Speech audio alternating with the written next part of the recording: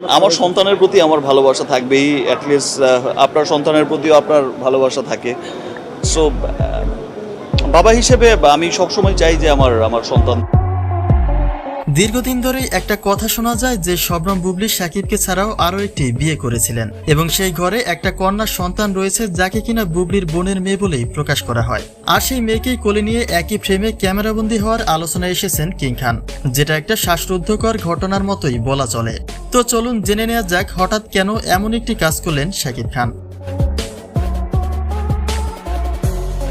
গোপনে প্রেম, বিয়ে, এমনকি সন্তান জন্মের 3 বছর পরে এসে শাকিবের সঙ্গে সম্পর্কের বিষয়টি খোলসা করেন শবনম বুবলী। কিন্তু সেটাই তার জীবনের সবচেয়ে বড় ভুল বলেই মনে করেন তিনি। কেননা স্বামীর বিনা পারমিশনে সম্পর্কের কথা প্রকাশ করাই নাকি শাকিবের সঙ্গে তার সেপারেশনের মূল কারণ। যদিও শাকিব এই কথাটাই বলেছেন যে বুবলী তার স্ত্রী হওয়ার যোগ্য নয়।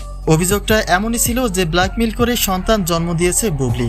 কিন্তু এত কিছুর পরেও শাকিব কেন বুবলীর আগের ঘরের মেয়ে কোলে নিলেন সেই প্রশ্নটাই গাঢ় হয়েছে।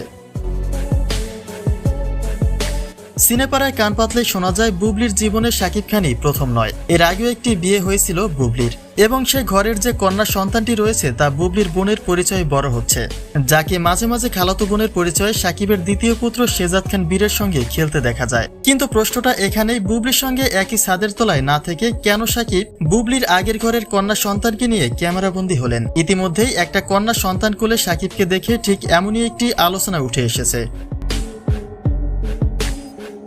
প্রকাশিত স্থির চিত্রে দেখা যায় খুব যত্ন করে একটা বাচ্চা মেয়েকে কোলে নিয়ে ছবি তুলেছেন শাকিব খান। আর সেই মেয়েটি বুবলীর প্রথম ঘরের মেয়ে বলেই মনে করা হচ্ছে।